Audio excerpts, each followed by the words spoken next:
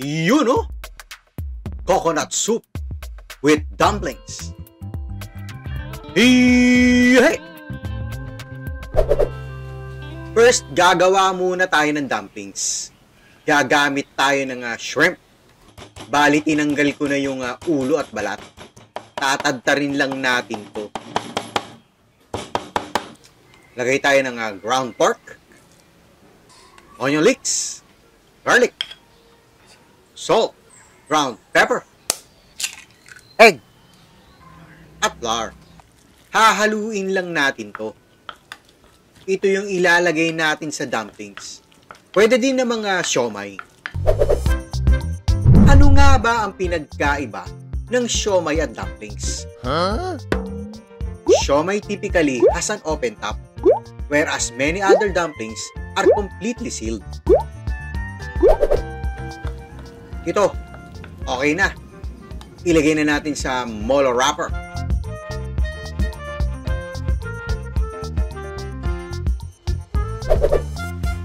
Nagpakulo lang tayo ng tubig. Ibablanch lang natin itong bok choy. Gagamitin natin to pagkaluto ng soup. Gagawin lang nating half cook to. Okay na. I-set aside na natin. Gagawa na tayo ng chicken stock. Maglalagay tayo ng lemongrass, red onion, ginger, onion leeks, chicken. Kahit anong part ng chicken pwede naman. Dito ang ginamit ko yung buto-buto ng thigh part. Season natin ng whole pepper, salt. Lutuin lang natin ng 15 minutes. Yun! Ang bango! I-set aside na natin to. Bali, sasalain lang natin to. Yung sabaw lang ang gagamitin natin. Then, gisa tayo ng garlic, onion, bell pepper,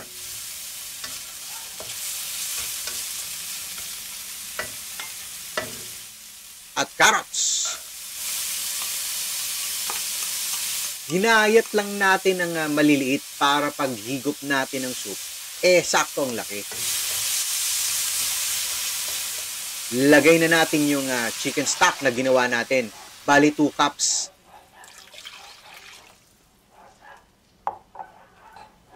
Lutuin lang natin yung carrots. Yan oh. Tikman natin. Tikman natin. Yun. Sakto na. Lagay na natin yung dumplings.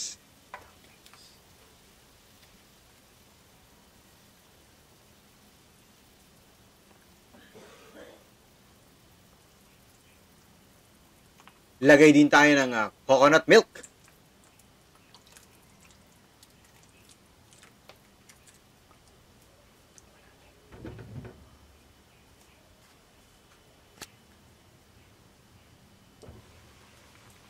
Yun oh!